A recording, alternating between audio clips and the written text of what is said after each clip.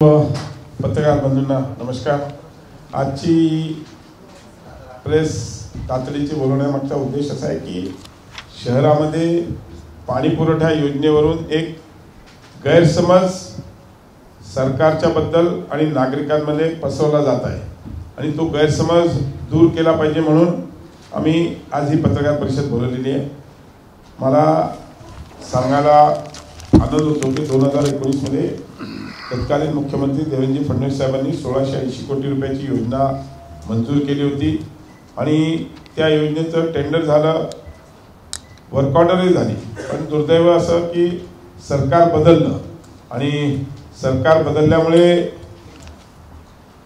त्या योजनेला स्थगिती देण्यात आली म्हणण्यापेक्षा कुठल्याही प्रकारचं त्या वर्क ऑर्डरचं पुढे प्रोसेस न करणं 2.5 वर्ष ती तशीच योजना रखडली आणि त्यामुळेच या योजनेला डिले झालेला आहे। आणि आज कसं आहे की मोठे उद्योग छत्रपती संभाजीनगरमध्ये येत आहेत। जो 52,000 कोटीची गुंतवणूक DMIC मध्ये होत आहे आणि ही होत असताना काहीतरी खोडा टाकून या योजनेच्या बद्दल गैरसमज पसरवून ज्या परदेशी गुंतवणूक या शहरामध्ये येते त्यांना कुठेतरी स्लो डाऊन व्हावं किंवा त्यांनी डायव्हर्ट व्हावं ह्या त्याच्या मागचा उद्देश ठेवून असे आंदोलनं आणि त्याच्या विरुद्ध म्हणजे ज्यांच्यामुळे डिले झाला, ज्यांच्यामुळे ही योजना नाही तर त्या 2.5 वर्षाचं काम झालं असतं तर आज शहराला मुबलक पाणी मिळालं असतं। पण आज कुठल्याही प्रकारचं माहिती न घेता एक आंदोलन केलं जाते। दोन्ही म्हणजे आघाडीच्या सरकारचे आज काँग्रेसचे केलंय, उद्या उभाटा करणार आहे।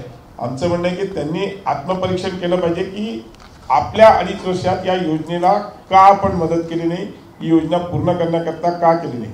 आणि आज आम्ही परवा डॉक्टर कराड साहेब, मी, संजय केणेकरजी, आम्ही सगळ्यांनी पूर्ण योजनेचा आढावा घेतला आणि त्या आढाव्यामध्ये असं लक्षात आलंय की जो कित्येक गोष्टीमध्ये आज काम जे आहे ते प्रगतीपथावर आहे। आज अनेक ज्या गोष्टी म्हणजे काही कामं तर फक्त एक जॅकवेलचं जर काम सोडलं, जॅकवेलमध्येच जो 64% काम झालेलं आहे। बाकी अप्रोचिंग ब्रिज जो आहे तो 96% झालेला आहे। RM जे आहे ते 100% काम झालेलं आहे। त्याच्यानंतर WTP जे आहे ते 91% काम झालेलं आहे। या सगळ्या म्हणजे आम्ही तशी PWRM जे आहे त्याचं जवळजवळ 100% काम झालेलं आहे। MBRचं काम 97% झालेलं आहे।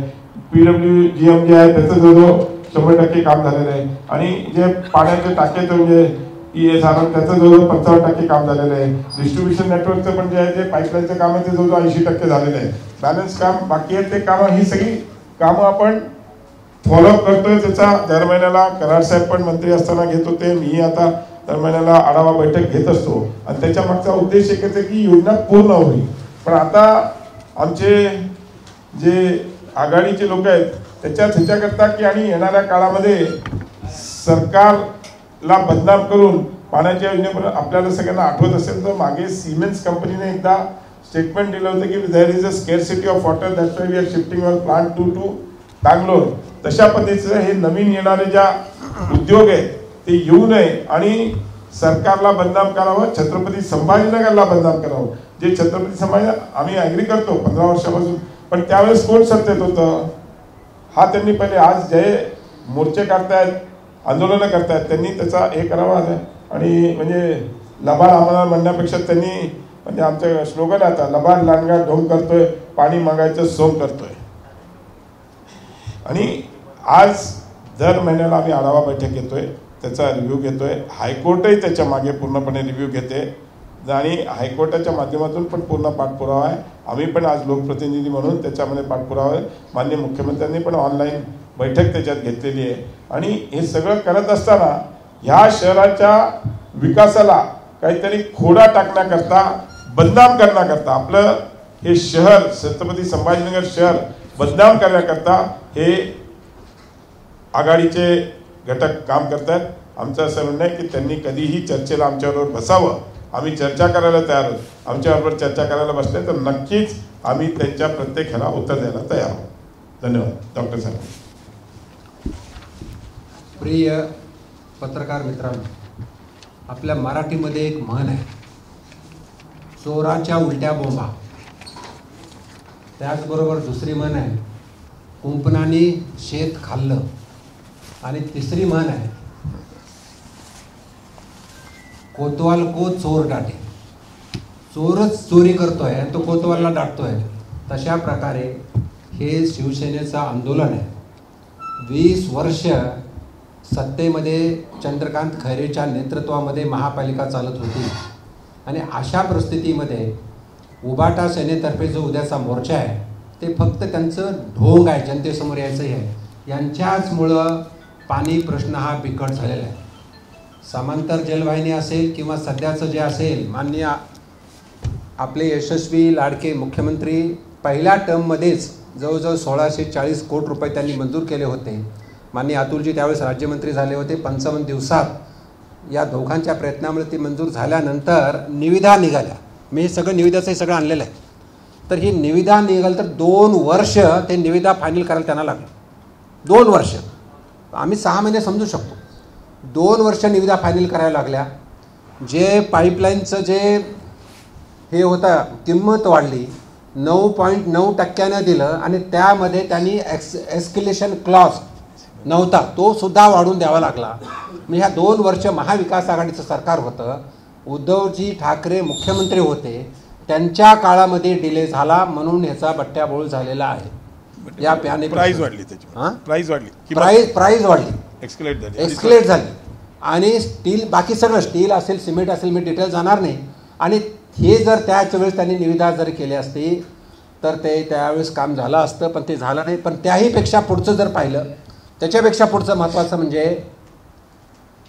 काम सुरू झाल्यानंतर या काम लवकर व्हावं म्हणून माननीय हायकोर्ट असेल, माननीय विभागीय आयुक्त असतील, माननीय मुख्यमंत्री असतील, आम्ही लोकल, मी असेल स्वतः, माननीय मंत्री अतुलजी असतील, आमचं संघटन असेल, संजयजी केनेकर असतील, श्रीजी बोराळकर, सर्वच सातत्यानं प्रयत्न करतोय. आणि त्याहीपेक्षा 200 कोटी रुपये 900 mm वेगळी पाईपलाईन टाकण्यासाठी सुद्धा या सरकारने पैसे दिलेले आहेत, म्हणजे शिंदेसाहेब मुख्यमंत्री असताना. आणि ते करत असताना ती सुद्धा पाईपलाईन झालेली आहे. फक्त जायकवाडीच्या तिथं खडक जो होता, त्या खडकाचा म्हणजे असं खोदून काढायचं का बाहेर करायचा, ह्याच्यावर थोडं परमिशनला वेळ लागला. पण एकंदरीत मे एंडपर्यंत, म्हणजे या महिन्याच्या एंडपर्यंत ती सुद्धा लाईन पूर्ण होईल. आणि आता जो गॅप आहे, आता मी कालच विचारलं इथं येण्याच्या अगोदर, 6 दिवसाचा गॅप आहे. अगोदर 8-10 दिवस होता, ते 6 ते 7 दिवस आला. ते अजून 2-3 दिवसांनी कमी होईल, म्हणजे जून नंतर कमी होईल. म्हणून एकंदरीत केंद्र शासन असेल, प्रशासन असेल, म्हणजे महानगरपालिकेचं प्रशासन असेल, MGP असेल, सर्वातर्फे प्रयत्न चालू आहे. आणि ही देशातील सर्वात मोठी ही स्कीम आहे. ही स्कीम झाल्यानंतर 7व्या मजल्यावरती पाणी विदाऊट मोटर जाईल, अशी ही स्कीम आहे. या स्कीममध्ये जेवढं पाणी वापराल तेवढं तुम्हाला बिल द्यावं लागेल. म्हणजे पाणीपट्टी जे होते, समजा प्रत्येकाला मीटर लावून, समजा माझ्याकडे फक्त स्कूटर आहे आणि मला समजा 2000 आलं, यांच्याकडे 10 गाड्या आहेत, यांना 4000 बिल, असं. म्हणजे अशा या स्कीमची केंद्रातले अधिकारी आणून ह्या स्कीम आपण रिवाईज केलेली आहे. म्हणून एकंदरीत थोडं दम धरण्याची गरज आहे. आणि ह्यांचं आंदोलन जे आहे, अंबादास दानवे वर्सेस खैरे आहे. खैरे कुठे आहेत आंदोलनात? खैरेंचं बोटा बेळू घाला म्हणून खैरे आंदोलनात नाही आहेत. अंबादास दानवेचा ग्रुप आंदोलनामध्ये आहे असं माझं मत आहे. आणि खैरे कुठल्याही आंदोलनात नाही आहेत असं माझं मत. म्हणून जसं अतुलजींनी सांगितलं की या शहरामध्ये माननीय फडणवीस साहेबांच्या नेतृत्वामध्ये 60 ते 70 हजार कोटीचे उद्योग आलेले आहेत. 1 लाख कोटीचं टार्गेट आहे. 8000 एकर जागा, माननीय पियुषजी गोयल यांचं पत्र आलं आहे महाराष्ट्र शासनाला, 8000 एकर जागा अक्वायर करा, आणखी जागेची मागणी आहे. म्हणून आणि शासन, केंद्र असेल, राज्य असेल किंवा लोकल प्रशासन असेल, सर्वजण प्रयत्न करून पिण्याच्या पाण्यासाठी प्रयत्नशील आहेत. पाणी भरपूर येईल याची मला खात्री आहे. म्हणून चोराच्या उलट्या बोंबा म्हणून आहेत, एवढंच मी तुम्हाला सांगू इच्छितो. वाक्य हो ना, मग खैरेंच्या विरुद्ध अंबादास आंदोलन भेटले तर बघू ना उद्या.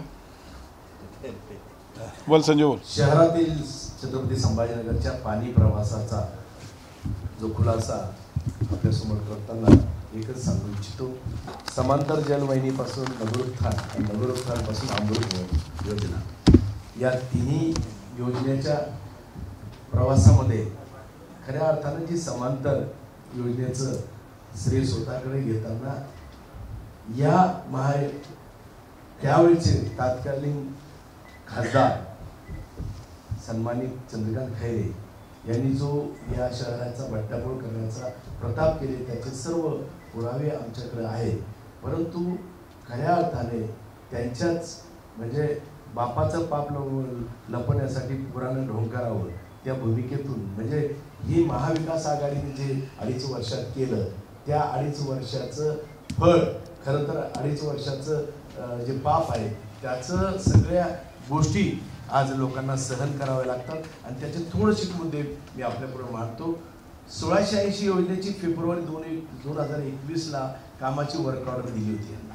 त्यावेळी टॉप प्रायोरिटीने 11 टाक्या करायचं होतं. 3 वर्षात काम पूर्ण करू म्हणून घोषणा यांनी केली उद्धवजी ठाकरे आणि खूप मोठ्या उत्साहानं 2 नारळ फोडली, 2 शुभारंभ 2 ठिकाणी केलं 2 ठिकाणी आणि त्या दोन्ही नारळात पाणी दिले. जेव्हा मी गेलो हे मागणी करायला की बाबा तुमचं हे पाप आहे, तुम्ही दिशाभूल करताय जनतेची. 11 टाक्या पूर्ण नाहीये. ज्या विहिरीचं खऱ्या अर्थानं आम्ही जी 900ची पाईपलाईन टाकून 2400च्या लाईनीचं काम असताना लोकांना त्रास होऊ नये म्हणून ही आम्ही योजना तयार केली. 900ची पाईपलाईन पहिले करू आणि या 900च्या पाईपलाईन करताना जे हेडवर्कचे काम आहे, विहिरीचे काम आहे, जे विहीर पैठणमधल्या ज्या जायकवाडी सरकारमधल्या विहिरी या विहिरीचे काम केलं असतं तर उपसा जास्त आला असता. आजचं जे वातावरण आहे वितरण व्यवस्थेतलं ते बिघडवण्याचं काम या 2.5 वर्षात झालं. 900ची पाईपलाईन तेवढ्यासाठीच टाकली होती आपल्याला तेवढ्यासाठी. पण यांचं सरकार आले असताना मनमानी कारभार ठेकेदाराने केला. वाकडी तिकडी लाईन 900ची नेली. खरं तर आम्ही त्यावेळेसपासूनच म्हणतो की पीएमसीचा जन्म कोणी घातला? या पीएमसीचा जन्म खैरेने घातला होता आणि त्या पीएमसीने या वाट लावली या शहराची. आणि त्यामुळं आम्ही तेव्हापासून म्हणतो या पीएमसीच्या बाबतीत तुम्ही बोला. आणि आजही आमच्या खऱ्या अर्थानं जो अडथळा निर्माण झाला या पीएमसीमुळे निर्माण झाला. आणि 900ची पाईपलाईन ठेकेदाराने मनमानी टाकल्यामुळं राज्यात खरं तर 300 कोटीचा भूर्दंड पडला आणि 4 वर्षाची वाढ झाली. खरं लाईन सरळ टाकल्याने आता सांगताय की जेटवेलला चढायला जागा नाहीये, लाईन हे करायला जागा नाहीये. यांच्या 2.5 वर्षात ज्या मनमानी कारभार ठेकेदारांनी जे दिलं त्याच्यात भागून घेतलं आणि त्याच्याकडे लक्ष नाही दिलं त्या दृष्टिकोनातून हा वेळ झालाय. एमजीपल प्रकल्पाचे डिझाईन खऱ्या अर्थानं पीएमसीनं 6 महिने सर्वे केला आणि डिझाईन बनवलं तरी चुकीच्या 2.5 वर्षाच्या काळात लक्षात आलं नाही कोणामुळे. कधी बोलले अंबादास दानवे विधान भवनात या अधिवेशनात बोलले का? इतका कळकळा आहे पाण्याचा का बोलावं नाही त्यांनी? पाणी आताच का सुचलं? त्या महाविकास आघाडीचं पाप लपवण्याचं काम ते करतायत परंतु त्यांच्या हाती काही लागणार नाहीये. जनते सुज्ञ आहे. जनतेने पाहिलं की ज्यांनी समांतराचा प्रवास चालू केला ते बाहेर पडले आणि आता खऱ्या अर्थानं ही लाईन टाकताना म्हणजे जवळपास 27 कोटीच्या या योजनेत 882 कोटी रुपये आपल्याला द्यायचे बजेटमध्ये. तर याच्या बजेटमध्ये सुद्धा 27 कोटी 27 कोटीच्या बजेटमध्ये 822 कोटी रुपये महानगरपालिकेला द्यायचे. ह्या 2.5 वर्षात जर त्यांनी या बजेटमध्ये 2.5 वर्षात जर प्रोव्हिजन केली असती त्यांच्या 2.5 वर्षात तर निश्चितपणे हा नाही तेही सरकार आता देत आहे. म्हणजे देवेंद्रजींनी खऱ्या अर्थानं ही योजना अमृत जिवंत केली आणि जिवंत करून खऱ्या अर्थानं ती योजना परिपूर्ण व्हावं म्हणून याचा पाठलाग दोन्ही मंत्री अतुलजी सावे डॉक्टरजी कराड यांनी या योजनेत पूर्ण लक्ष घालून केलं. आजही अतुलजी सावे रोज या दिवसाआड या योजनेच्या संदर्भात बोलत असतात महानगरपालिकेची. आणि त्यामुळं निश्चितपणे हा जो डोंगराचा बाजार चालू केला याला कोणी लोक साथ देणार नाहीये. पैशाने हे लोक आणण्याचा प्रयत्न करतात. यांच्यात जर इतकी हिंमत आहे तर यांनी करावं डिबेट आमच्याबरोबर. यावेळी आव्हान आहे यांना की आमच्याबरोबर डिबेट करा. तुमचे कपडे काढल्याशिवाय आम्ही राहणार नाही. कारण आम्हाला माहिती आहे तुमचं पाप केलं तुमच्या बापाने आणि निस्ताराचं काम करतात तुम्ही पोरं. आणि त्यामुळे निश्चितच हे जे चुकीचं काम लोकांची दिशाभूल करणं या कामात अडथळा न करणं. मी ते यापुढे शासनाला सांगेल, यांनी वारंवार अडथळा या पाण्या योजनेत आणताय, यांच्यावर गुन्हे दाखल करण्याच्या भूमिकेनं सुद्धा आम्ही यापुढे उतरण्याच्या प्रयत्नात राहू. कारण या शहराला लवकरात लवकर पाणी मिळावं ही भावना आम्ही घेऊन जात असताना कळवळा दाखवण्याचा प्रयत्न करतायत. एकदाही हे बोलले नाही, कुठेही बोलले नाही, एवढंच यावेळेस मांडतो. आणि निश्चितपणे त्यांनी डिबेटला कधीही यावं. आमचे दोन्ही मंत्री या डिबेटसाठी तयार आहेत.